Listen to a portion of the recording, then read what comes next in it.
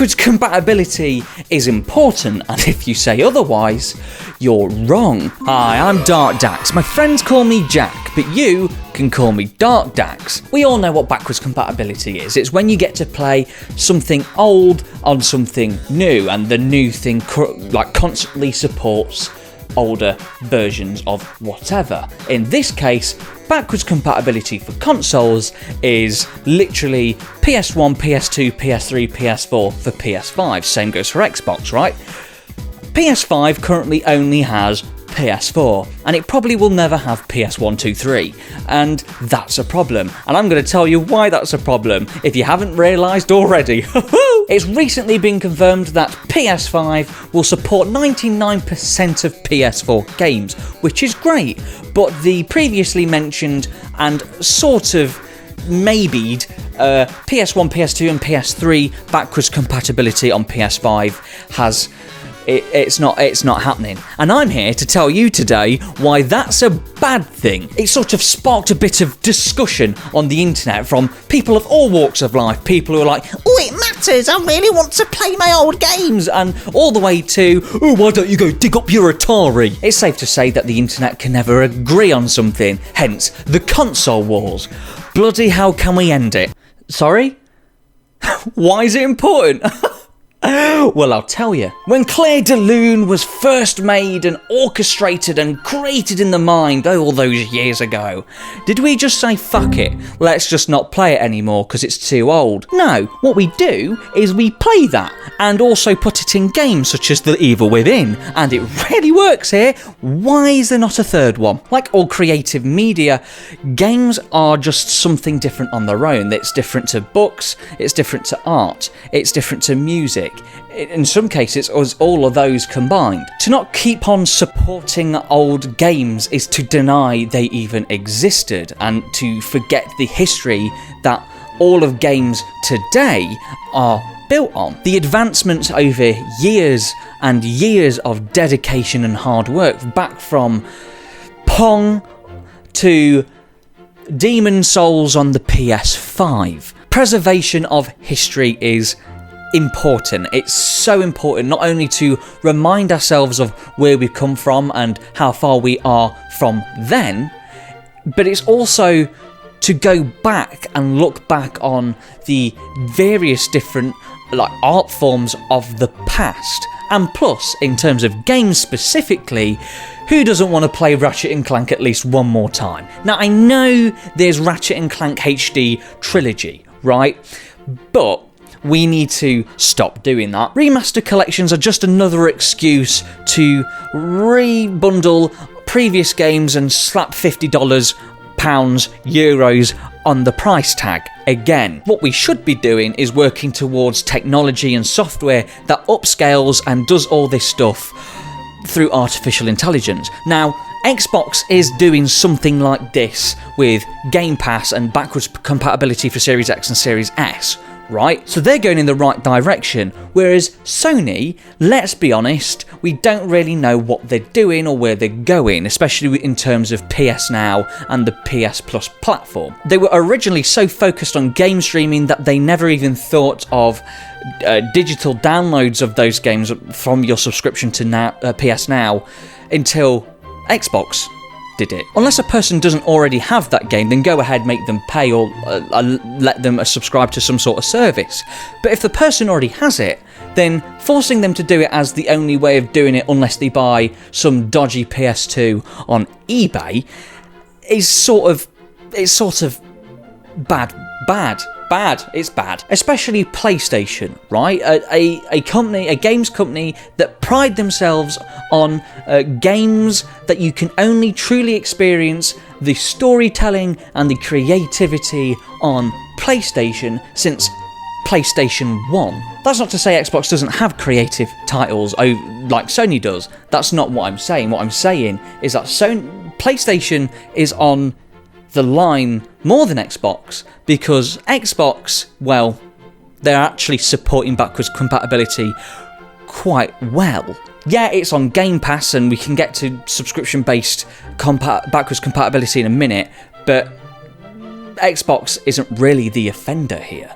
The ultimate reason as to why backwards compatibility is so important, though, is something I like to call console breakages. You can't play a game if your console doesn't work, and you can't really get a new console if, one, nobody's selling it, and two, they don't manufacture them anymore. Now, there are loads of places where you can buy a console, an old console, and play it again, but eventually, somewhere down the line, they're gonna die, and that's upsetting.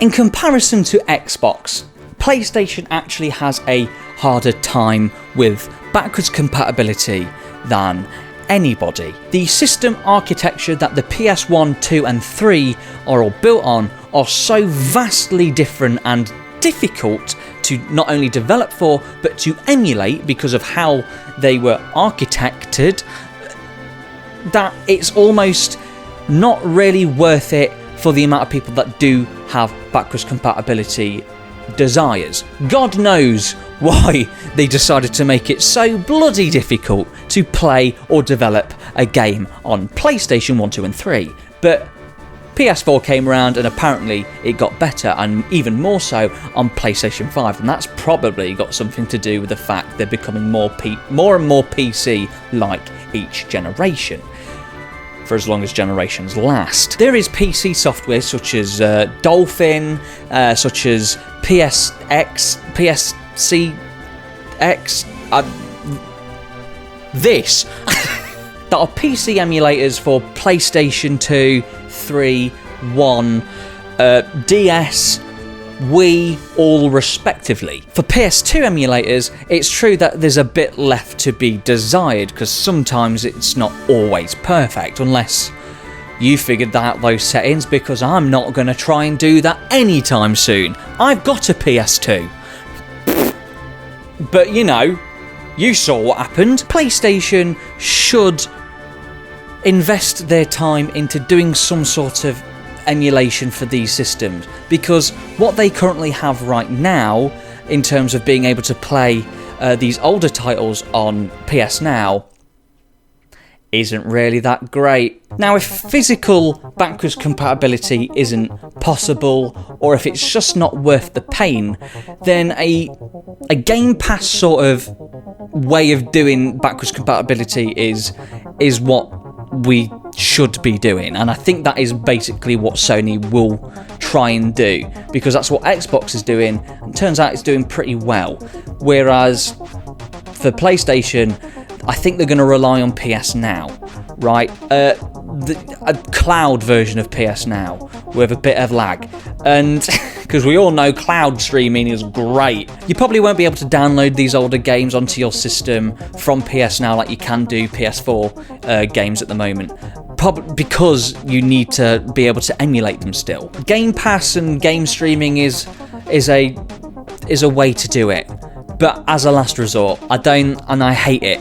Game streaming is not even ready, and I don't care what you say, it's not ready. If it has to be game streaming and it has to be PS Now or whatever, then no subscriptions. Please, this is ridiculous. We need a way of proving you've got ownership and being able to do it for as long as that disc is in your console or something, right?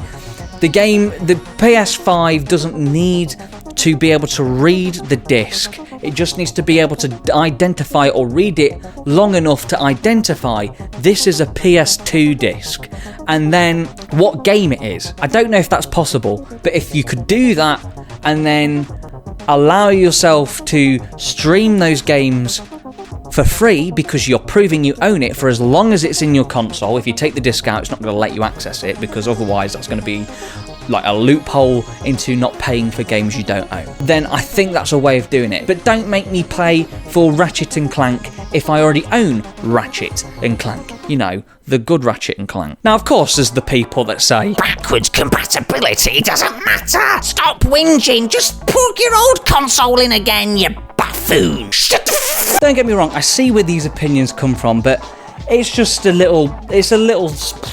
As any piece of technology advances, it should always have backwards compatibility in mind. If Windows could let me play Monsters Inc. Scare Island again, that would be great. Console manufacturers not having some sort of viable backwards compatibility plan in place isn't only anti-consumer, it's also disrespectful to its own history. Thanks for watching, and thanks to my patrons for supporting me, and to those who would like to, link is down below. Don't forget to subscribe for more Dark Dax, otherwise I'll break your PS2. Now if you excuse me, I've got to go fix mine.